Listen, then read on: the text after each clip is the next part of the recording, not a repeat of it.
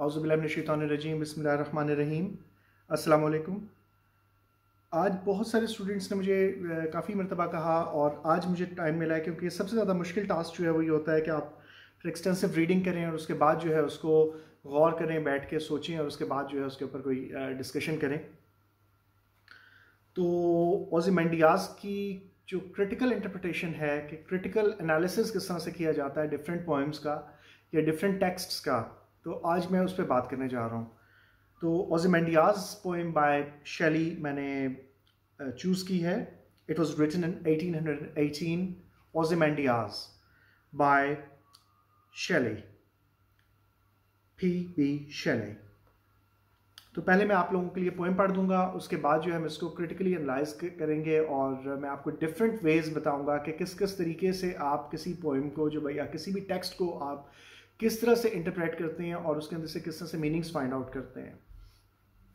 तो पहले मैं पोएम पढ़ लेता हूँ। Ozymandias. I met a traveler from an antique land who said, "Two vast and trunkless legs of stone stand in the desert. Near them, on the sand, half sunk, a shattered visage lies, whose frown and wrinkled lip and sneer of cold command tell that its sculptor well those passions read, which yet survive, stamped on these lifeless things. The hand that mocked them and the heart that fed, and on the pedestal these words appear: My name is Ozymandias, King of Kings. Look on my works, ye mighty, and despair. Nothing beside remains round the decay of that colossal wreck. Boundless and bare, the lone and level sands stretch far away.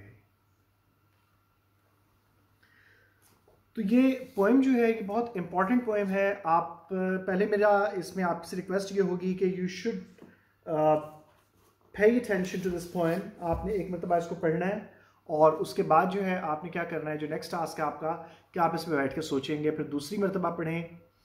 जिस तरह से टैरी Eagleton जो है वो बात करता है कि पोएम कैन बी री रेड नॉट रेड, क्योंकि वो कहता है कि सम ऑफ इट्स स्ट्रक्चर्स या some of its meanings can be understood retrospectively, कि उसके कुछ मीनिंग्स, कुछ वर्ड्स ऐसे होते हैं, कुछ चीज़ें ऐसी होती हैं जो आपको बार बार सोचने से, गौर व फिक्र करने से, कॉन्टेम्पलेशन से आपको समझ आते हैं। तो अगर आप वाकई एक जो लोग सीखना चाहते हैं, अगर जस्ट आप कैजुअल एंटरटेनमेंट के लिए, नॉलेज के लिए सुनना चाह रहे हैं तो वो आपकी मर्ज़ी है, मगर अगर आप वाकई रिसर्च स्कॉलर के पॉइंट ऑफ व्यू से सुनना इसको चाह रहे हैं इस लेक्चर को, तो ये बहुत इंपॉर्टेंट लेक्चर है। आप इसमें इस अभी फ़िलहाल लेक्चर को स्टॉप करके इस पोएम को 2-3 मरतबा पढ़ें, उसके बाद इसके ऊपर थोड़ा सा गौर करें, इसके अंदर से मीनिंग्स फाइंड आउट करने की कोशिश करें और एक पेपर बना लें जिस पे आप लिखते जाएं कि क्या क्या मीनिंग्स आपको इस पोएम की टेक्स्ट पढ़ के पता लगे। ये आपका पहला टास्क है। पॉइंट्स बना लें, मसलन कि आपने मीनिंग देखा है, कोई भी मीनिंग आपने देखा है तो उसको एक आध लाइन में या 1-2 पॉइंट्स में आप उस मीनिंग को डिस्कस कर लें या राइट डाउन कर लें। फिर नेक्स्ट मीनिंग की तरफ जाएं, फिर आप देखेंगे कि आपका बेंट ऑफ माइंड एक सर्टेन साइड पे जा रहा है। आप कुछ चीज़ों पे तो गौर कर रहे थे, जब इसकी जो इंटरप्रिटेशन करूँगा तो फिर आपको पता लगेगा कि in how many ways you can read and interpret a text. एक मरतबा मैंने रीड आउट कर लिया इसको, अब दोबारा फिर हम रीड आउट करेंगे और फिर हम इसके ऊपर गौर करके रीड आउट करेंगे, उसको मीनिंग्स फाइंड आउट करेंगे। तो सबसे पहली चीज़ जो होती है वो ये होती है कि फेथफुल रीडिंग क्या होती है। फेथफुल रीडिंग, करेक्ट रीडिंग, या जैसे आप कहते हैं कि जस्टिफाइड रीडिंग, कि कौन सी रीडिंग आपकी ऐसी होगी जो जस्टिफाइड कहलाए या फेथफुल रीडिंग कहलाए या करेक्ट रीडिंग कहलाए, जो कि कोई भी बंदा उसको ऑथेंटिक माने। क्यों मानेगा ऑथेंटिक? आपकी रीडिंग को, आपने जो मीनिंग्स, रीडिंग का मतलब यहाँ पे जो पॉसिबिलिटी है वो ये है कि when you find out different kinds of meanings out of certain texts. जिस तरह से बहुत सारे लोग जो हैं वो कुरान पाक जब पढ़ते हैं तो उसमें से वो रीडिंग तो कर रहे होते हैं but they are not understanding it, because हमारी फर्स्ट लैंग्वेज जो है अरबिक नहीं है। और इवन जो अरबिक लोग जो हैं, अरब में जो रहने वाले हैं, जब मेरी उनसे बात हुई तो मैंने जब कुरान मजीद की अरबी को उनके साथ डिस्कस किया या कुछ चीज़ें पढ़ी तो उन्होंने कहा कि ये पुराने ज़माने की अरबी थी, ये आजकल यूज़ नहीं होती because it was written 1400 years ago. तो उस वक्त जो अरबी बोली जाती थी, शेक्सपियर की आप देख लें कि लैंग्वेज जो है after a few hundred years ago, जिस तरह से उसने लिखा था 1564 1616 उसकी date of birth and death है, तो 1564 के बाद ये तकरीबन 1600 और 1616 तक वो लिख रहा था। तो उस वक्त जो उसकी बुक्स हैं जब आप वो पढ़ते हैं तो उसकी इंग्लिश आपको बिल्कुल डिफरेंट मिलती है। तो 1400 ईयर्स पुरानी जो अरबी है वो बिल्कुल डिफरेंट होगी। तो इस पॉइंट को आपने जहन में रखना है कि फेथफुल रीडिंग क्या होती है। आप किसी रीडिंग को फेथफुल रीडिंग कैसे कह सकते हैं? Just because you have read something and you have interpreted something, तो आप वो रीडिंग कैसे फेथफुल हो सकती है? या हम रीडिंग का मतलब सिर्फ ये नहीं होता कि when you utter certain sounds. अब चाइनीज़ को मैं रीड आउट नहीं कर सकता हूँ। चाइनीज़ लैंग्वेज जो है मुझे अगर कोई बता दे कि इस वर्ड की ये प्रोनाउंसिएशन है, मसलन एक वर्ड होता है यूं करके, जिस तरह एक लाइन यूं लगा दें आप और साथ छोटी सी एक लाइन लगा दें, जिस दो टांगें और एक इंसान, तो इंसान का उसका मतलब है पर्सन, अ पर्सन। तो दो टांगें सी बनी हुई होती हैं और एक डंडी सी और एक नीचे टांग है, दो टांगें इंसान, तो उसको कहते हैं जन। अब ये बता दिया किसी ने कि इसको जन पढ़ते हैं, तो आपने उसको उस तरह से प्रोनाउंस कर दिया। तो जब आपने लिखा हुआ एक वर्ड नहीं देखा तो आप कैसे उसको पढ़ेंगे कि ये वर्ड जो है इसका मीनिंग ये है? तो वर्ड का मीनिंग उसी वक्त आएगा जब आप उस लैंग्वेज से एक्वेंटेड होंगे और उसके मीनिंग से भी एक्वेंटेड होंगे।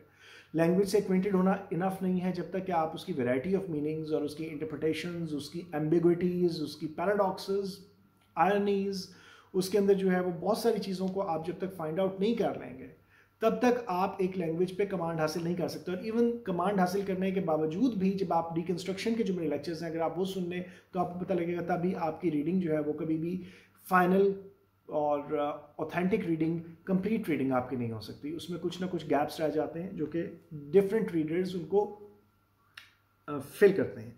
तो सबसे पहली बात तो ये कि रीडिंग जो है वो फेथफुल और जस्टिफाइड रीडिंग एग्जैक्टली नहीं हो सकती। तो अब दूसरी चीज़ इसमें क्या है? कमांड। एक पॉइंट जो आप देखते हैं जिसमें कि कमांड का पॉइंट जो मौजूद है इसमें, कमांड क्या क्या है बीच में। अब हम पोएम को दोबारा उठा के देखेंगे। अब यहां पे देखते हैं आप, एक तो कमांड क्या है जो ओज़िमैंडियास हिमसेल्फ आपको कमांड दे रहा है।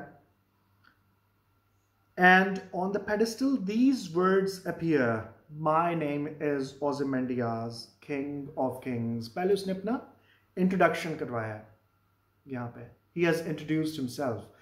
बट यहाँ पे एक क्वेश्चन, अगर मैं फॉर एग्जांपल ये कहता हूँ तो मैं अपनी बात को भी इंटरप्रेट क्या कर सकता हूँ या अपनी बात को भी मैं काइंड ऑफ क्रिटिसाइज कर सकता हूँ, क्रिटिकली इवैल्यूएट, एनालाइज कर सकता हूँ उसको।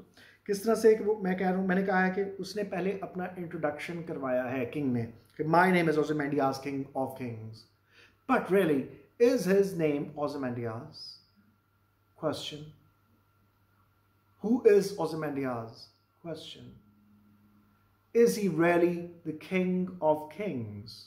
अगर वो king of kings बन जाता है तो he must not be a king, he must be an emperor. Emperor और king में क्या फर्क होता है? कि emperor जो होता है वो कई states को, कई काइंड ऑफ जो मुल्क होते हैं, किसी और मुल्क के ऊपर आप कब्जा कर लें और वहाँ के वो लोग आपके मातहत हो जाएं तो आपकी वो एम्पायर बन जाती है कि एम्परर आप कहलाते हैं। जबकि एक खाली किंगडम का जो एक मुल्क का जो किंग है वो किंग ही कहलाएगा। तो is he really a king और an emperor? Is he really the king of kings? Questions, questions, questions. तो you must learn how to raise questions while reading a text. King of kings. अब दूसरा question ये आ रहा है, has he really written it himself? क्या उसने खुद लिखा है या कोई और उसकी जगह पे लिख रहा है? स्कल्पचर ने लिखा है, जिसने स्कल्पचर बनाया उसका मुजस्मा जो है उसने पत्थर से तराशा है। स्टैचू जो होता है वो जो है मिट्टी का बना देते हैं, तो स्कल्पचर जो होता है वो आप पत्थर को तराश के बनाते हैं। तो उसका बादशाह का जो स्कल्पचर बना हुआ था वहां पे, तो कहता है कि my name is Ozymandias, king of kings, has he really written it? Is that statue और sculpture, is that sculpture king himself? क्या उस जो मुजस्मा है उसका नाम ओज़िमैंडियास है? And who is Ozymandias? Ozymandias जो था उसका नेम, इंग्लिश नेम जो है that is Ramses the second. अब इसकी प्रोनाउंसिएशंस जो है आपको डिफरेंट मिलेंगी, रामजीज, रामासीज, रामसीज एंड रामसीज, 3 प्रोनाउंसिएशन जो है इसकी चल रही है। अब इसमें थोड़ा सा मैं पहले भी बता चुका हूं अपने लेक्चर में कि आपको डिफरेंट बुक्स के अंदर जो है इसका डिफरेंट वर्जन मिलेगा, यानी कि डिफरेंट इसकी जिसे कहना चाहिए कि डिफरेंट आर्ग्यूमेंट्स मिलेंगे। कुछ लोगों के नज़दीक जो है ये वो किंग है जो कि हज़रत मूसा अलैहिस्सलाम के ज़माने में वहाँ पर मौजूद था, हज़रत मूसा अलैहिस्सलाम के ज़माने में जो किंग वहाँ पर मौजूद था जिसने हज़रत मूसा को निकाला। अब डॉक्टर इसरार जो है उनके मुताबिक जो है उनकी राय ये है कि 2 किंग्स थे। ये राय कहाँ से ली गई है? बाइबल से, कि बाइबल में जो है वो ये है कि एक किंग जो था रामसीज द फर्स्ट था शायद, या जो भी था। अब यहाँ पे भी थोड़ा सा डाउट आ जाता है क्योंकि रामसीज द फर्स्ट जो था वो रामसीज द सेकंड का दादा था। एक हिस्टोरिकल उसमें ये बात आ रही है कि रामसीज द फर्स्ट का बेटा जो था दैट वाज सेटी, सेटी का बेटा रामसीज द सेकंड है। एक तो ये पॉइंट आता है, इसमें भी जो है वो different historical point of view से देख रहे हैं, किस पॉइंट ऑफ व्यू से देख रहे हैं। दूसरी चीज़ ये कि कुछ लोग कहते हैं कि जिस फिरौन की लाश पड़ी हुई है इन इजिप्ट जो कि समुद्र में गर्क हो गया था, वो रामसीज द सेकंड नहीं था, वो उसका बाप था सेटी। अब रामसीज का जो नाम था दैट वाज रा, रा जो था इनका चीफ गॉड था, उसके नाम पे फिर ये नाम रखते होते थे रा। और जो उसका दादा था रामसीज द फर्स्ट, उसका नाम जो था Egyptian name that was MN, अगर आप इस तरह से लिख दें MNTHYPR,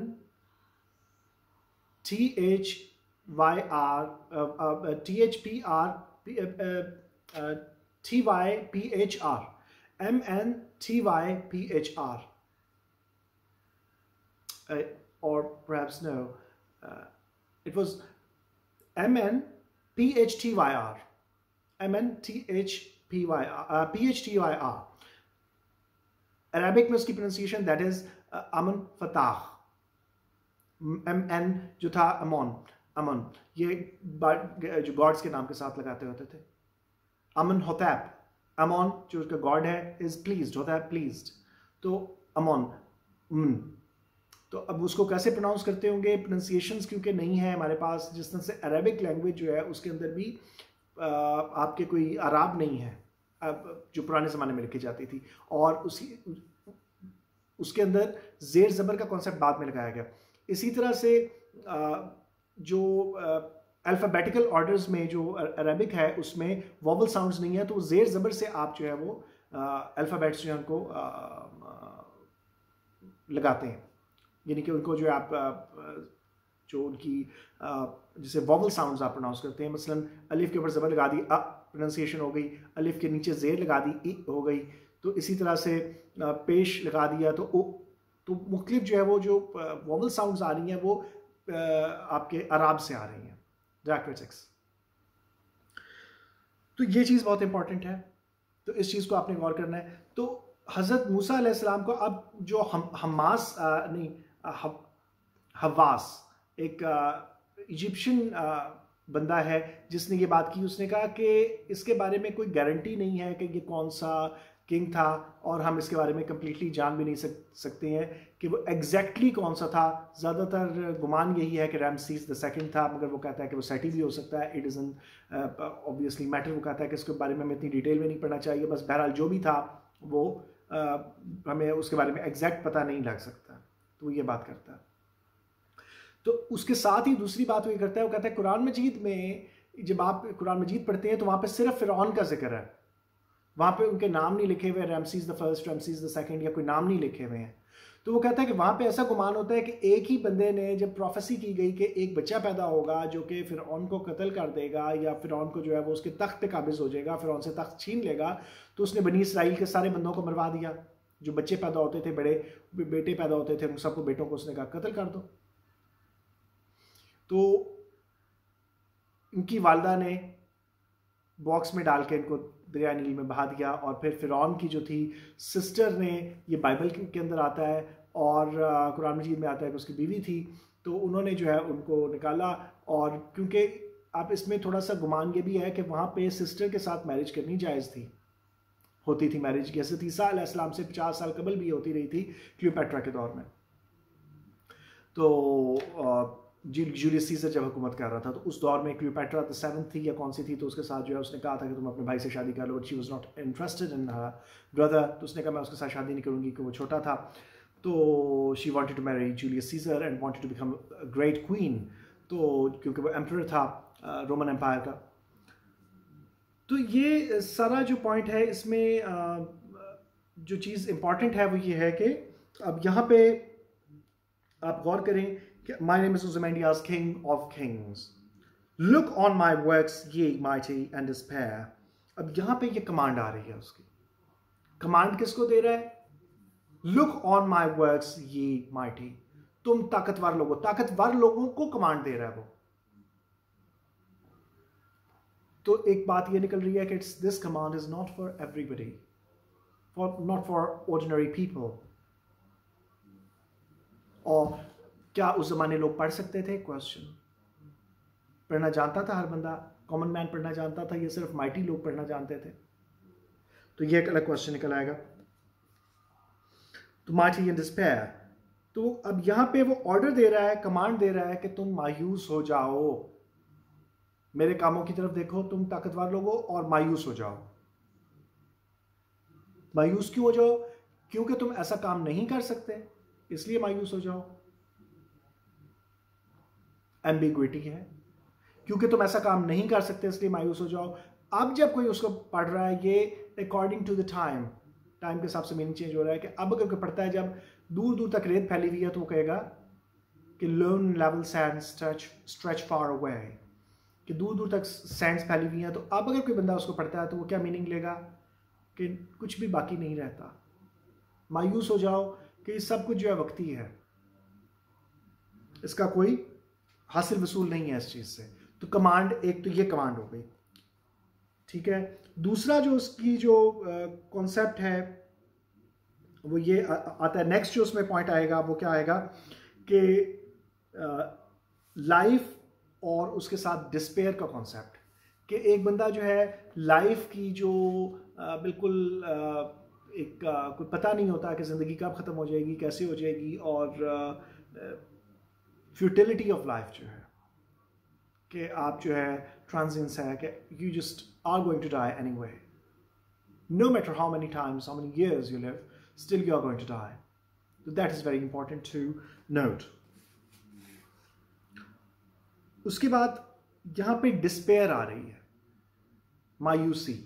इस पोएम के अंदर मायूसी भी आपको मिल रही है कि उसकी टांगें जो हैं, I met a traveler from an antique land who said that two vast and trunkless legs of stone are present in the desert. कि वहां पे stand in the desert, कि वहां पे दो जो है लेग्स हैं जिनका धड़ जो है वो गिर चुका है। Near them on the sand half sunk a shattered visage lies, और आधी रेत में धंस चुकी है उसकी जो विजिज, बाकी जो उसका जिस्म था टूटा फूटा, या उसका चेहरा जो है वो रेत में आधा धंसा हुआ है, which shows that obviously कि ये डिस्पेयर का कॉन्सेप्ट यहाँ से भी आ रहा है। दूसरा डिस्पेयर का कॉन्सेप्ट मैं आपको बता चुका हूँ पहले कि वो खुद कमांड कर रहा है कि look on my works ye mighty and despair, कि तुम जो ताकतवर लोग हो तुम मायूस हो जाओ। गरीब लोगों को उसने मायूस होने का नहीं कहा, ताकतवर लोगों को मायूस होने का कहा कि ताकतवर लोगों तुम मायूस हो जाओ, because you can not do that. उसके ज़माने में ये पॉइंट निकल रहा है कि आप ऐसा नहीं कर सकते, अब इसलिए कि कुछ भी बाकी नहीं रहता। दोनों पॉइंट से मायूसी जो है वो जाहिर हो रही है। उसके बाद रीडर्स और रीडिंग की बात आती है। Who are the readers? आप ये पॉइंट देख सकते हैं। रीडर कौन है? एक रीडर वो है जो कि मैं रीडर हूं, या आप अगर इस पोएम को खोल के पढ़ रहे हैं तो आप भी रीडर्स हुए। तो रीडर जो है वो दुनिया में किसी जगह भी बिलोंग कर सकता है। जब शैली ने ये पोएम लिखी थी तो क्या उसे पता था कि उसकी पोएम को जो है वो पाकिस्तान उस वक्त बना हुआ ही नहीं था। 1818 में जब पोएम लिखी हुई है तो इंडिया में, अब पाकिस्तान जो कंट्रीज उस वक्त मैप पे ही नहीं थे दुनिया के, वो भी अब मैप पे आ गए। बहुत सारे कंट्रीज जो हैं वो दरियाफ्त ही नहीं हुए थे। तो क्या उसे पता था कि कहाँ कहाँ पे रीडर्स जो होंगे वो पढ़ेंगे इसको। एक तो रीडर ये हो गया कि जो मैं रीडर हूँ। दूसरा रीडर कौन है? जिस बंदे से ये मिला। I met a traveller from an antique land. अब ये जो बंदा है जिससे ये मिला है वो भी एक रीडर है एक किस्म से। किस तरह से? कि उसने जाके वो पेडिस्टल पे जो वर्ड्स लिखे हुए थे वो उसने पढ़े, तो रीडर हुआ इस लिहाज से कि on the pedestal these words appear, my name is Ozymandias, king of kings, look upon my works, ye mighty in despair। तो वो भी रीडर हुआ। जो बंदा ट्रैवलर था, traveller and a reader himself, plus जो बंदा जिसको ये स्टोरी सुना रहा है, जो अननेम्ड नरेटर है, वो भी रीडर है कि is reading the thoughts, he is reading the narration in his mind. वो अपने माइंड में रीडिंग कर रहा है उस नरेशन की जो कि उसे ट्रैवलर सुना रहा है, तो वो रीडर हो गया। फिर नेक्स्ट रीडर जो है उसमें वो कौन आ रहा है? Half sunk in this a shattered visage lies, whose frown and wrinkled lip, माथे पे बाल डाल के देखना, frown and wrinkled lip, थोड़ा सा curled। अब wrinkle किस तरह से wrinkle है ये exactly mentioned नहीं है, मुख्तलिफ तरीकों से wrinkle पढ़ सकते हैं, गुस्से से जिस तरह wrinkle डाल लें आप तो सिलवटे। wrinkled lip and sneer of cold command, के गुस्से से किसी की तरफ जिस तरह देखता है एक बंदा, तो उस तरह के जो उसके एक्सप्रेशंस थे, उसके पैशंस थे, वो tell that its sculptor well those passions read, ये बताते हैं उसके wrinkled lip and sneer of cold command, कि सर्द और बिल्कुल जालिम जो है उसकी कमांड की जो आंखों का देखना था उसका, तो बताते हैं कि उसके जो बंदा था, जो उसका स्कल्पटर था, जो मुजस्मा साज था, उसने बहुत गौर से उन पैशंस को रीड किया था, उसने अंडरस्टैंड किया था उन पैशंस को। Well those passions read which yet survive stamped on these lifeless things, वो कहता है कि पैशंस को बहुत अच्छे तरीके से रीड किया था जो कि सर्वाइव किए हुए हैं, अब तक मौजूद हैं उन लाइफलेस थिंग्स के ऊपर। अब ये काइंड ऑफ रीडिंग है, इट्स सेल्फ रीडिंग है कि आप रीडिंग कर रहे हैं मुजस्मे से, आप उसको देख के रीड आउट कर रहे हैं कि उसके स्कल्पचर ने उसको किस तरह से बनाया था। बिल्कुल इसी तरह से कि जिस तरह से ईगल्टन जो है, टैरी ईगल्टन, वो ये बात करता है कि स्पीच इज जो है, writing is a form of speech recorded in the form of symbols. It's a kind of speech. Writing जो है वो क्या है? स्पीच है, recorded in the form of symbols और ब्लैक मार्क्स। तो इसी तरह से स्पीच को जब आप किसी जगह पे लिख देते हैं अल्फाज की सूरत में, अल्फाज क्या होते हैं? स्याह रंग के, ब्लैक मार्क्स की सूरत में आपने जो है मुख्तलिफ सिंबल्स बना दिए, और उनको जब कोई भी बंदा पढ़ेगा वहाँ पे एक्सप्रेशन तो नहीं होता है, तो आपको ये नहीं पता लग सकता बाज़ जगहों पे कि गुस्से से कहा जा रहा है या प्यार से कहा जा रही है, क्या बात किस तरह से कही जा रही है। You can not understand that. मगर ये होता है कि इसी तरह से जो चीज़ लिखी गई, जो बात मुजस्मा बनाया गया, तो उस पर भी कुछ ना कुछ you can give it a reading. या पेंटिंग को आप एक रीडिंग दे सकते हैं उसको। अब रीडिंग का मतलब सिर्फ यही नहीं होगा कि जो ब्लैक सिंबल्स, आप किसी भी जो है साइन को आप रीड कर सकते हैं। कोई भी साइन जो है इट कैन बी रेड। तो एक तो रीडर ये हो गया, ठीक हो गया।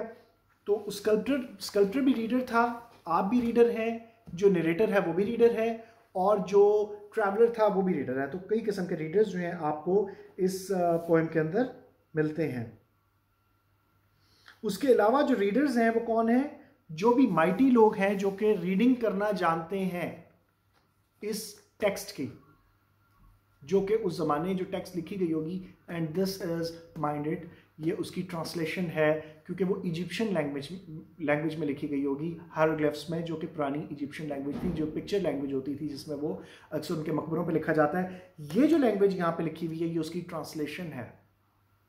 It is not the original text which was written there.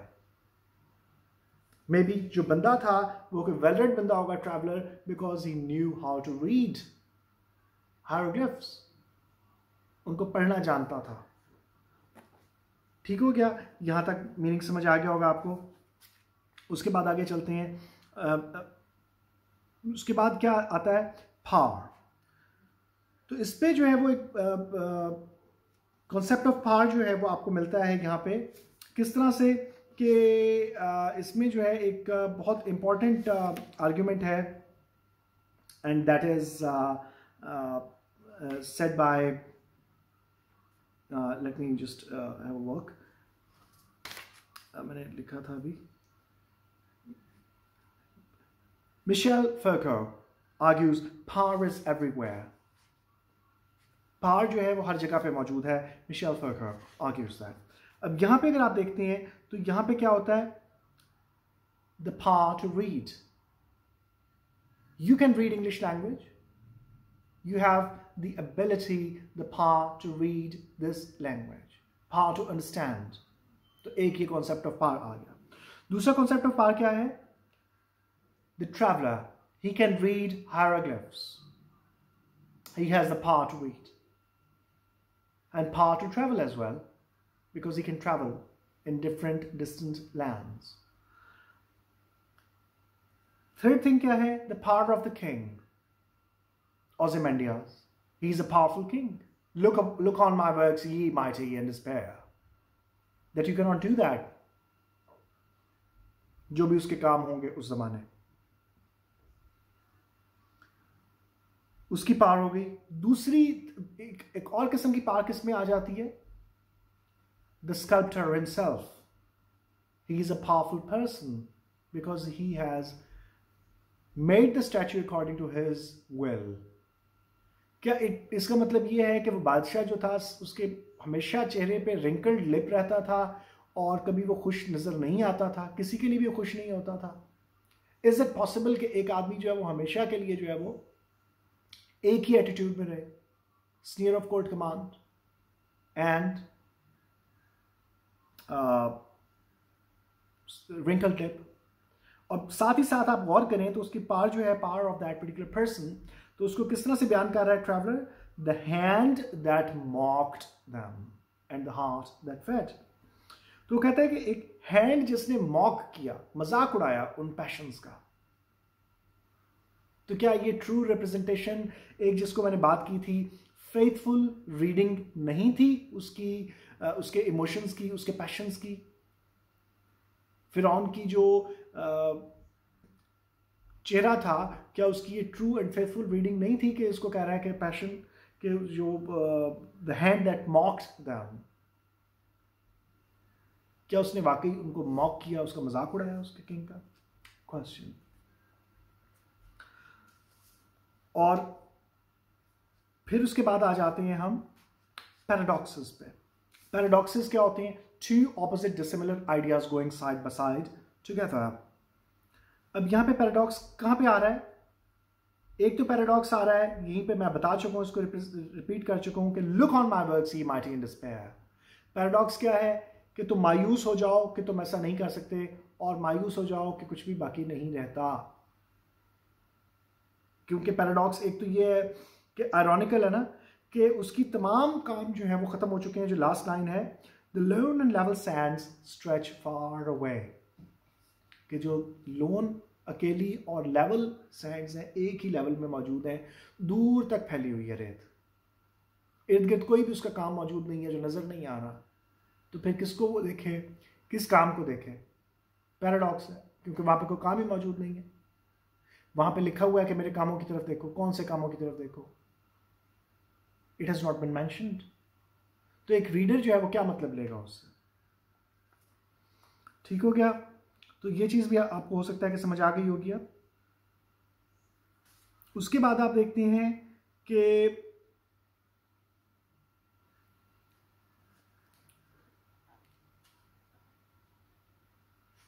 to read well means reading accurately and faithfully. तो क्या उसका जो स्कल्प्टर था उसने फेथफुली और एक्यूरेटली रीड आउट किए थे उसके पैशंस? क्वेश्चन। क्योंकि जो ये नरेटर है, जो ट्रैवलर है, he seems to disagree with his reading. वो कहता है कि उसने मॉक किया है उसके पैशंस को। ठीक हो गया? यहां तक हो सकता है आपको समझ आ गई होगी। अब एक राइटर है ग्राहम हो, ही argues Ozymandias is extremely clear and direct poem, advancing to a predetermined end. तो Ozymandias वो कहता है कि एक क्लियर और डायरेक्ट पोएम है और जो एडवांस हो रही है एक प्री डिटर्मिन्ड एंड की तरफ। Clear and direct poem.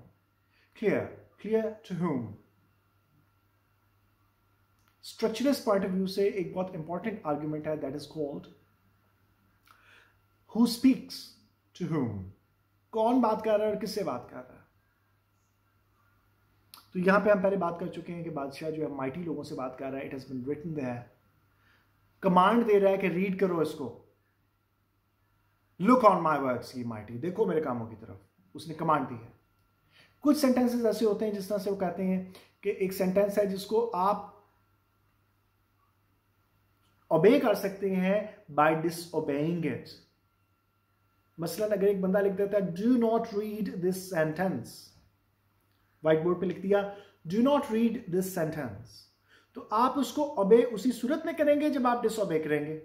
पहले आप पढ़ लेंगे do not read this sentence, तो आपने डिसओबे कर लिया, तो you just obey it by disobeying it. Paradox. तो कहता है कि डायरेक्ट है, तो डायरेक्ट किसके लिए? Direct, simple and direct. क्या इसको ये सारे मीनिंग्स पता थे when he was writing this? क्या राइटर हिमसेल्फ जो था जब वो लिख रहा था, क्या वो इस सारे वेज को जानता था इंटरप्रिटेशंस के? क्योंकि ये थेरीज तो 20th सेंचुरी में पेश की गई हैं, तो इन थेरीज के पॉइंट ऑफ व्यू से तो उस जमाने देखा ही नहीं जा सकता था। इसीलिए जो पुराने राइटर्स हैं ज़्यादातर, जिस तरह सैमुअल जॉनसन का मैं आपको बता चुका हूँ, बहुत सारे पुराने राइटर्स वो कहते हैं, या इवन H.C. डफन एक राइटर था 1920 में, उसने बुक लिखी थी थॉमस हार्डी के ऊपर। तो थॉमस हार्डी, तो जब मैं इंग्लैंड में था तो जॉन ने, जो my supervisor doctor John, he said के 20 years मैक्सिमम 30 years पुरानी बुक आप यूज़ करें, उससे ज़्यादा पुरानी बुक आपने यूज़ नहीं करनी क्रिटिसिज्म के पॉइंट ऑफ व्यू से। जो बड़े राइटर्स हैं, जो थेरिस्ट्स हैं, उनकी थेरीज तो चल रही हैं, 1960s की भी चल रही हैं, डेरिडा की या मुख्तलिफ, मगर वो कहता है कि असल जो चीज़ें थी, जो असल बुक्स हैं, जो आपकी क्रिटिक्स हैं किसी भी टेक्स्ट के ऊपर, वो आप 20 years पुराने तक यूज़ करें, उससे पुराने क्रिटिक्स के अंदर आप मत जाएं, क्योंकि वो आउटडेटेड हो चुका होता है क्रिटिसिज्म। अब रीडिंग जो है वो changes over time, reading time के साथ साथ चेंज हो जाती है। जिस तरह से मैं इसकी एग्जांपल आपको दे चुका हूँ, look on my works he mighty in despair, उस जमाने देखते हैं और अब देखते हैं तो रीडिंग का पॉइंट जो है वो डिफरेंट हो जाता है। रीडर्स रिस्पॉन्स क्रिटिसिज्म, इस पॉइंट ऑफ व्यू से आप देख सकते हैं कि रीडर्स रिस्पॉन्स क्या आ रहा है। एक रीडर जो होगा वो किस तरह से मीनिंग्स को देखने की कोशिश करेगा, तो इसमें जो है मुख्तलिफ पॉइंट्स हैं जो आगे हम क्लियर करेंगे उनको। फिर आ जाता है रीडर्स रिस्पॉन्स के पॉइंट ऑफ व्यू से, एक पॉइंट ये आ जाता है कि सब्जेक्टिव एंड पर्सनल क्रिटिसिज्म, कि आपका क्रिटिसिज्म कभी भी कंप्लीटली ऑब्जेक्टिव नहीं हो सकता, कहीं ना कहीं आपकी लाइकिंग डिसलाइकिंग शामिल होएगी उसके बीच में। किस तरह से फॉर एग्जांपल एक राइटर है नॉर्मन हॉलैंड, उसने क्या बात की है, उसने कहा कि interpretation is a function of identity and all of us as we read use the literary works to symbolize and finally to replicate ourselves. वो कहता है कि इंटरप्रिटेशन जो है ये आइडेंटिटी का फंक्शन है, and all of us as we read, और तमाम हम लोग जो हम पढ़ते हैं, जब यूज लिटरेरी वर्क, हम लिटरेरी वर्क को सिंबलाइज करने के यूज करते हैं, उसको सिंबलाइज करने के लिए, and finally to replicate ourselves, हम अपने आप की जगह पे लिटरेरी वर्क को रख के देखते हैं, नहीं कि हम अपने पॉइंट ऑफ व्यूज डालते हैं लिटरेरी टेक्स्ट के अंदर। ये मजीद क्लियर होगा अभी आगे हम पढ़ेंगे तो।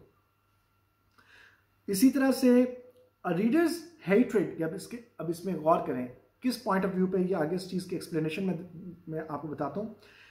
अ reader's hatred for authority figure will delight in ironic treatment of the king of Kings.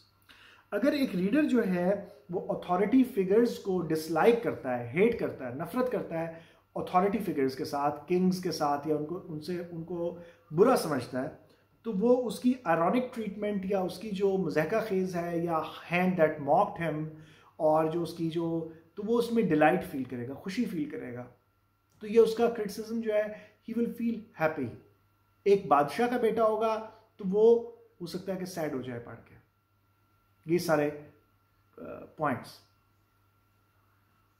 दूसरी चीज क्या आती है, स्टैनली फिश। स्टैनली फिश क्या कहता है, talks that any reader belongs to community of readers.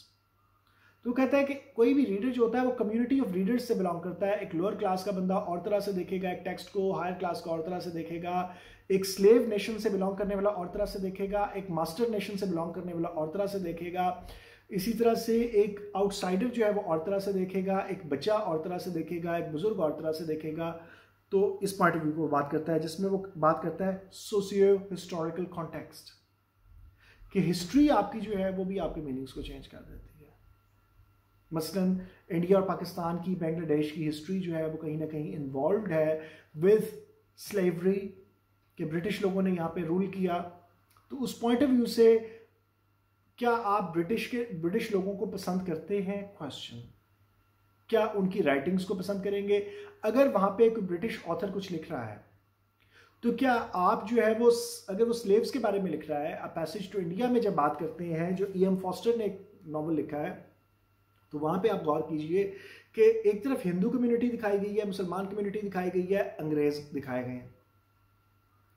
अब इसमें कई किस्म की क्लासेस बन जाती हैं। कुछ लोग हैं जो अंग्रेजों को पसंद करते हैं, जो कि इंडियन कम्युनिटी से बिलोंग करते हैं, या इंडियंस हैं, मुसलमान हो चाहे हिंदू हो। कुछ लोग हैं जो कि अंग्रेज हैं, जो कि इस कम्युनिटी को पसंद करते हैं, और कुछ लोग ऐसे हैं जो कि हेट्रेड है उनके दिल में अंग्रेजों के लिए, और कुछ अंग्रेज हैं जिनके दिल में हेट्रेड है फॉर द इंडियन पीपल। कई किस्म के जो है वो रेफरेंसेस आ जाते हैं। फिर एक जगह पे वो रेफरेंस देता है कि एक ताजिया गुजारना है मुसलमानों ने, तो वहां पे एक पीपल का दरख्त है, तो पीपल के दरख्त को अगर वो काटेंगे नहीं तो ताजिया वहां से गुजर नहीं सकता। तो वो जब काटते हैं तो उन दोनों का आपस में लड़ाई पड़ जाती है, हिंदुओं और मुसलमानों की, क्योंकि पीपल जो है it's a sacred tree in Hinduism. People जो है वो उनका देवता मानते हैं उसको, या उसकी जो है वो मुकद्दस दरख्त मानते हैं, व्हाटएवर। तो उस पॉइंट ऑफ व्यू से तो उसको काट दिया, लड़ाई पड़ गई आपस में। कई किस्म की जो आपकी रिप्रेजेंटेशंस हैं वो आपके सामने मौजूद हैं। अब अगर आप मुसलमान हैं इंडिया में रहने वाले तो आप और तरीके से देखेंगे, अगर आप मुसलमान हैं पाकिस्तान में रहने वाले तो आप और तरीके से देखेंगे, अगर आप हिंदू हैं तो आप और तरीके से देखेंगे, अगर आप सिख हैं जो कि ना हिंदुओं के साथ है ना मुसलमानों के साथ है, वो एक आउटसाइडर के पॉइंट ऑफ व्यू से इनडिफरेंट होकर देखेगा। तो ये जो आपका जो सोशियो हिस्टोरिकल बैकग्राउंड है, it will affect, it will change the meanings, it will change your observation. आप इंडिफरेंट होके देखेंगे तो और तरह से मीनिंग्स लेंगे। अगर आप बायस्ड होके या पार्शियल होके देखेंगे, जानिबदार होके देखेंगे, तो आप अपनी कम्युनिटी का साथ देना पसंद करेंगे। तो स्टैनली फिश इस चीज की बात करता है। Hope you understand this point. तो रीडर जो है वो कभी भी वो कहता है कि वो फ्री ऑफ जो है ओन बायसेस, प्रेजुडिसेस वो नहीं हो सकता। उसकी जो प्रॉपर जो उसको सिखाया गया, ये पिछले लेक्चर्स में भी मैं बता चुका हूँ, जो थ्योरी के formalism, structuralism, post structuralism, psychoanalysis, deconstruction, critical reading वगैरह के जो लेक्चर्स हैं आप सुन लेंगे तो आपको मजीद चीज़ें याद आ जाएंगी। उसके बाद जो है text has certain blanks and gaps which a reader should fill. तो अब यहाँ पे वुल्फगैंग आइजर जो है एक रीडर रिस्पॉन्स क्रिटिक, वो कहता है कि कोई भी टेक्स्ट जो होती है उसमें सर्टेन ब्लैंक्स होते हैं, सर्टेन गैप्स होते हैं जो कि एक रीडर को फिल करने चाहिए या फिल करने पड़ेंगे। अब आपने जब पहली रीडिंग इस टेक्स्ट की और उसके बाद आपने अपने मीनिंग्स लिए, तो क्या आप इन तमाम गैप्स को फिल कर पाए थे, क्वेश्चन, या आप फिल नहीं कर पाए थे? ठीक हो गया। तो या रीडर जो है ही शुड कंप्लीट। अब मैंने यहां पे गौर करें कि मैंने जो वर्ड यूज किया that was the concept of the universal reader. मैंने कहा कि reader he should complete. Why not she?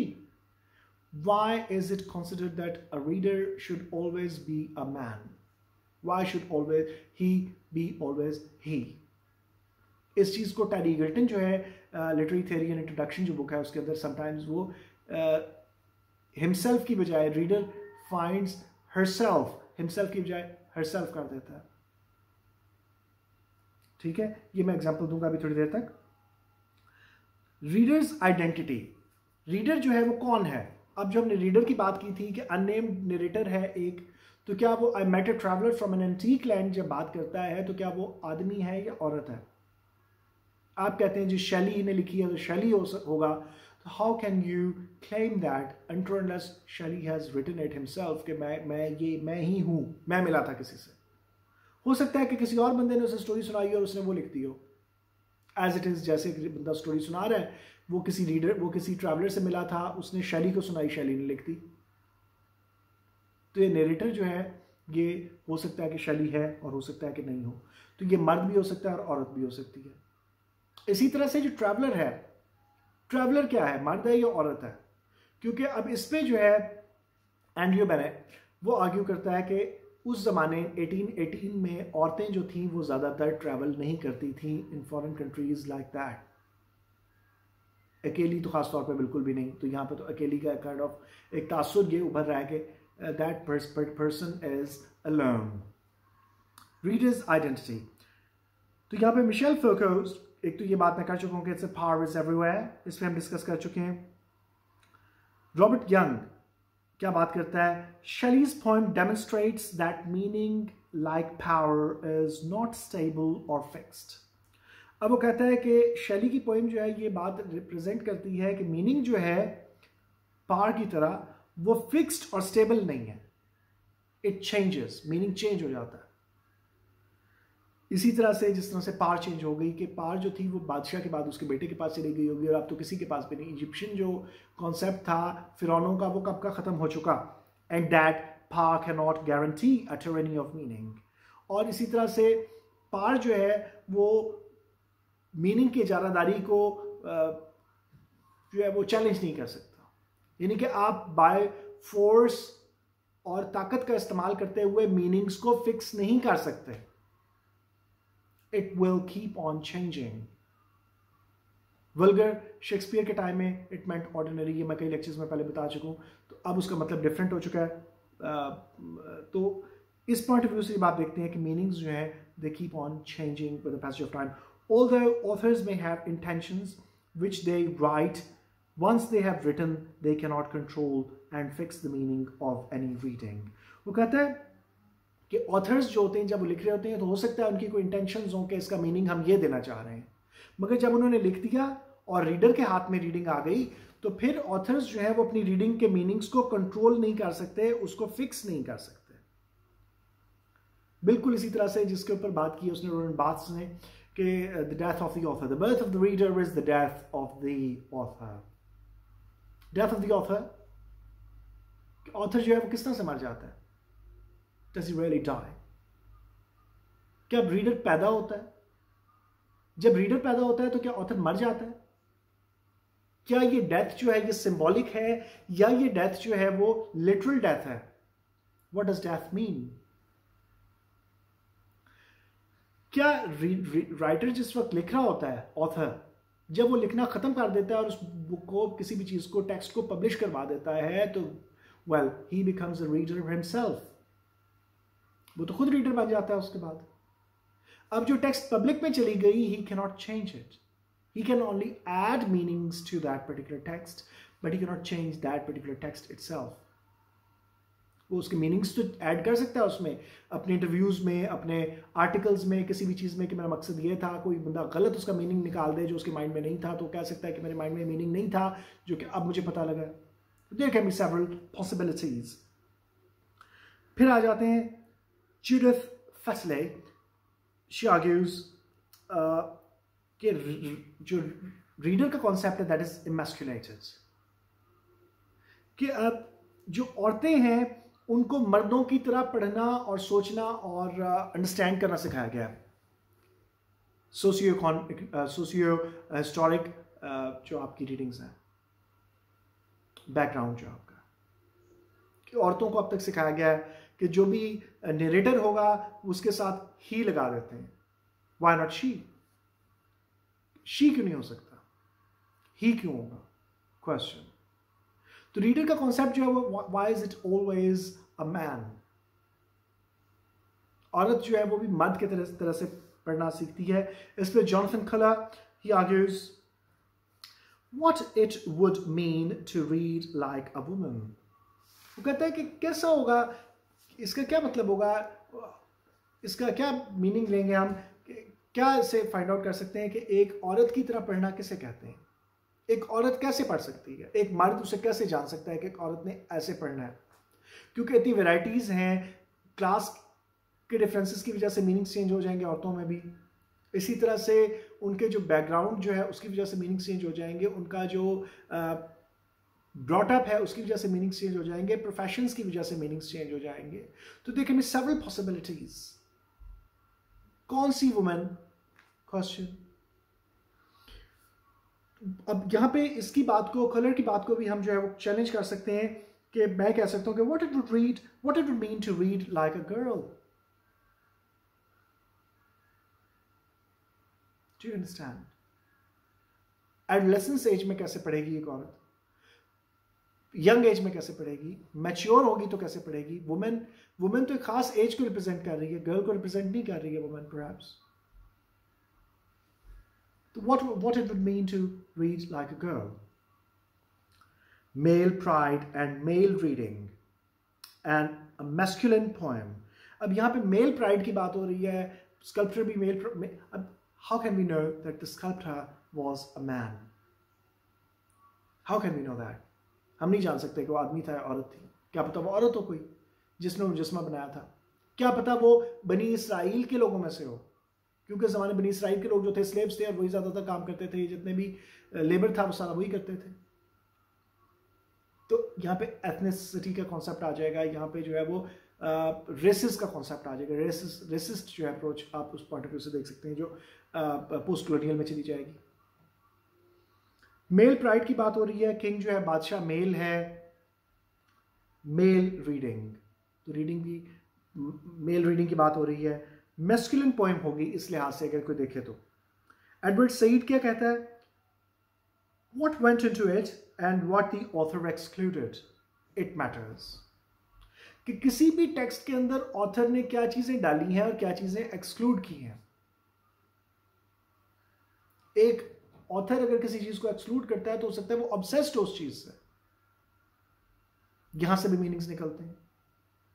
क्या राइटर ने जो है ये बात की कि वो जो वर्कर था, जो जिसने स्कल्पटर था वो स्लेव था, क्यों उसने मॉक किया? Does it mean that he hated or she hated that king? उसके जमाने में ही मॉक कर रहा है। बादशाह जो है क्या उसको रिप्रेजेंटेशन वो पसंद आई थी जो उसने उसको बरकरार रहने दिया? क्वेश्चन। क्या वो वाकई ट्रू रिप्रेजेंटेशन थी of that king? Paul Man argues and J Hillis Miller, ये दोनों कहते हैं कि reading is strange, unsettling and even impossible. रीडिंग जो है वो स्ट्रेंज है, अनसेटलिंग है, कोई एंड नहीं होता है रीडिंग का, और इम्पॉसिबल है। इसका कोई भी it is impossible to read anything completely entirely and to get the meanings out of any text, complete meanings. आप किसी भी टेक्स्ट के मीनिंग्स, अब ये तो मैंने कुछ पॉइंट्स तो दे दिए, इसके बावजूद भी क्या मैं क्लेम कर सकता हूं कि कोई इसके अलावा कोई और मीनिंग हो ही नहीं सकता? आई कैनॉट, बिकॉज हो सकता है कि एक बंदा इन सब से हटके कोई और चीज के ऊपर फोकस कर रहे हैं, इमेजरी पे फोकस कर रहे हैं जिसपे मैंने अभी तक फोकस नहीं किया मेनली। मसलन के बादशाह का जो टांगे हैं वास्ट, बहुत ह्यूज, और trunkless legs of stone stand in the desert, तो half sunk in the sand जो है वो एक शैटर्ड विजिज लाइन्स, तो विजिज है उसकी शक्ल कैसी है उस पर मैंने गौर नहीं किया। पेडिस्टल जो है जिसके ऊपर स्टैचू को रखा जाता है जिस तरह एक चबूतरा सा बना के, तो उसके ऊपर जो है वो वर्ड्स लिखे हुए हैं। इमेजरी क्या क्या है? सैंड का कलर जो है वो कौन सा है? विच टाइम, कौन सा वक्त था, it has not been mentioned कि किस वक्त उसने जाके वो देखा। Lone level sands stretch far away. Traveller था, अकेला है, लोनलीनेस का कॉन्सेप्ट यहां पे मौजूद था जिस पे अभी तक हमने फोकस नहीं किया। The lonely statue and the lonely traveler and the lonely narrator. उससे मिला है और I met a traveler from an antique land. और उस जमाने तो काफिलों में सफर किया करते थे, अकेले तो सफर करते ही नहीं थे इस तरह से। तो ये बंदा क्या एक वॉन्डरर है जो कि सिर्फ अकेला सफर कर रहा है, हर जगह पे जा रहा है, हर चीजों को ऑब्जर्व कर रहा है, देख रहा है। क्या एक्सप्लोरर है, क्या है प्रोफेशन, क्या है, it is not been mentioned. और इसी चीज को जो है, जो लास्ट मैंने वर्ड्स बोले हैं वो क्या कहते हैं, Paul Man and J Hillis Miller, reading is strange, unsettling and even impossible. इसी चीज को टेरी गिल्टन जो है अपनी बुक में पोस्ट स्ट्रक्चरलिज्म के अंदर जो है वो ये बात करता है, लिटरेरी थ्योरी इंट्रोडक्शन में, पोस्ट स्ट्रक्चरलिज्म में, ही आर्ग्यूज कि ऐसी सिचुएशन की बात करता है कि in which a reader finds herself, not himself, herself in a linguistic abyss. एक टेक्स्ट जो है वो कहता है कि it has become unreadable. Linguistic abyss. Abyss क्या होता है? एक pit, bottomless pit, जिसका कोई किनारा दूसरा सिरा है ही नहीं, उसमें बस गिर रहा है तो गिर रहा है, उसका कोई एंड नहीं है उस पिट का। तो it's endless, it's bottomless pit, abyss. तो लिंग्विस्टिक एबिस है कि उसका कोई दूसरा किनारा है ही नहीं, बस वो गिरता ही जा रहा है, गिरता ही जा रहा है। तो सदगुरु जो है इंडिया के, उन्होंने ये बात कही है कि a bottomless pit is the safest place to fall into. कि बॉटमलेस पिट जो है वो तो सेफेस्ट प्लेस है, आप उसके बीच में गिरते जाएं, उसका जब तक आप हिट नहीं करेंगे। The trouble is when you hit something, when you hit the bottom, when there is no bottom, nothing will happen to you. आप बस गिरते ही जाएंगे ना नीचे। जब कोई एंड ही नहीं है तो आपको कुछ हो तो नहीं रहा है, you are just falling down. Earth जो है वो मूव कर रही है kind of in a bottomless pit, क्योंकि वो किसी चीज को टकरा नहीं रही है, तो गिरती जा रही है। कहां पे गिरती जा रही है, कैसे गिरती जा रही है? और माइंडेड वो यूं नहीं घूम रही है, क्योंकि अर्थ जो है वो सूरज के गिर्द तो यूं घूम रही है, मगर सूरज जो है वो गैलेक्सी के गिर्द भी घूम रहा है, तो अर्थ जो है वो यूं घूम रही है। Hope you understand that point कि सूरज के गिर्द घूम रही है, सूरज इटसेल्फ जो है वो गैलेक्सी के सेंटर के गिर्द घूम रहा है, तो अर्थ जो है वो स्प्रिंग की तरह घूम रही है। और माइंडेड जहां पे अर्थ थी जब हम पैदा हुए थे, वहां पे वो अर्थ कभी भी नहीं आएगी जब हम इस दुनिया से जाएंगे, क्योंकि गैलेक्सी इटसेल्फ मूव कर रही है। और गैलेक्सी का जो एक पॉइंट है, एक सिरे से दूसरे सिरे तक मिल्की वे के, अगर आप ट्रैवल करना चाहें तो लाइट की रफ्तार से, जो कि 300,000 किलोमीटर्स पर सेकंड है या 186,000 माइल्स पर सेकंड है, अगर आप उस रफ्तार से भी ट्रैवल करें तो आपको 1 साल चाहिए गैलेक्सी के एक सिरे से दूसरे सिरे तक पहुंचने में। और हमारी गैलेक्सी के जो सेंटर है, अब समझ लें कि 50,000 ईयर्स चाहिए हमें कोने से लेकर सेंटर तक पहुंचने में। और हमारी जो अर्थ है, जो सन है, ये सेंटर से तकरीबन 27,000 लाइट ईयर्स अवे है। तो अगर वो 27,000 लाइट ईयर्स की रफ्तार से ट्रैवल, लाइट की रफ्तार से ट्रैवल करते 27,000 ईयर्स में अगर वो सेंटर ऑफ द गैलेक्सी पहुंचेगा, तो आप समझ लें कि आप पैदा हुए हैं तो वो थोड़ा सा बस हो सकता है कि वो यहां तक पहुंचा हो सूरज। तो अर्थ जो है वो अपनी उस जगह पे, वो पिट में कहीं ऐसी जगह पे अभी तक उसका कोई एंड नहीं आया, it has not hit anything. Hope you understand. तो ये सिर्फ सोचने की बात है, सोचने की बात है कि आप जिस डायमेंशन में, जिस तरीके से सोचेंगे, मीनिंग्स उसी तरह से आप फाइंड आउट करेंगे। तो ओzymandias जो है ये किंग था। अब इसके बारे में मैं आपको बता चुका हूँ कि हिस्टोरिकल बैकग्राउंड किस तरह से था। और हज़रत मूसा अलैहिस्सलाम के साथ अगर इसको मान भी लिया जाए कि it is the same person, तो अजाब आए थे, वो आए थे इसके ऊपर 7 किस्म के। तो आप बिब्लिकल इंटरप्रिटेशंस में चले जाएंगे तो that will go into hermeneutics में चला जाएगा कि बिब्लिकल इंटरप्रिटेशन की बात आप करेंगे। होप यू अंडरस्टैंड दैट कि बिब्लिकल इंटरप्रिटेशंस में जाएंगे तो hermeneutics में चला जाएगा। अगर आप इसको जो है वो हिस्टोरिकल क्रिटिसिज्म की तरफ चले जाएंगे तो हिस्टोरिकल क्रिटिसिज्म में चलेंगे, न्यू क्रिटिसिज्म में चले जाएंगे तो ये मेनली बात करेगा द टेक्स्ट इटसेल्फ, टेक्स्ट की बात करेगा, उसमें इमेजरी है, उसमें पैराडॉक्सेस हैं, उसमें जो है वो आर्नी है, एम्बिग्विटीज हैं, तो उनके ऊपर बात करेगा। फॉर्म जो उसकी फॉर्मलिज्म से रिलेटेड है जो न्यू क्रिटिसिज्म है। इसी तरह से अगर आप उसको छोड़ दें और आप डिकंस्ट्रक्टिव क्रिटिसिज्म की तरफ चले जाएं तो वर्ड्स और मीनिंग्स पे बात आ जाएगी और पॉसिबिलिटीज ऑफ मीनिंग्स पे बात आ जाएगी स्ट्रक्चरलिज्म पोस्ट स्ट्रक्चरलिज्म में। Hope you understand that. Feminism के पॉइंट ऑफ व्यू से देख सकते हैं, तो किसी भी पॉइंट ऑफ व्यू से आप किसी भी टेक्स्ट को देख सकते हैं। और जो लास्ट बात मैं करना चाहूँगा वो ये करना चाहूँगा कि ये आपको मैं क्रिटिकल एनालिसिस तो समझाने की कोशिश कर रहा हूँ, मगर जब जो लिखना होता है आर्टिकल राइटिंग या समझ लें आप कोई जो है जैसे आप कहते हैं कि थीसिस राइटिंग, वो जब तक कि आपका सुपरवाइज़र और वो भी सुपरवाइज़र जो है जो कि वेल एक्वेंटेड हो विद दिस पर्टिकुलर स्टाइल, तो उसके बगैर आप इसको सीख नहीं पाएंगे। इसके लिए आपको प्रॉपर सुपरवाइज़र की ज़रूरत है और आपके बहुत ज़्यादा शदीद किस्म के पैशन की ज़रूरत है। अगर आपका बहुत शदीद किस्म का इंटरेस्ट नहीं होगा तो आप जो है क्रिटिकल अपना जो एबिलिटीज़ हैं उनको डेवलप नहीं कर सकते हैं। तो hope you understand this all.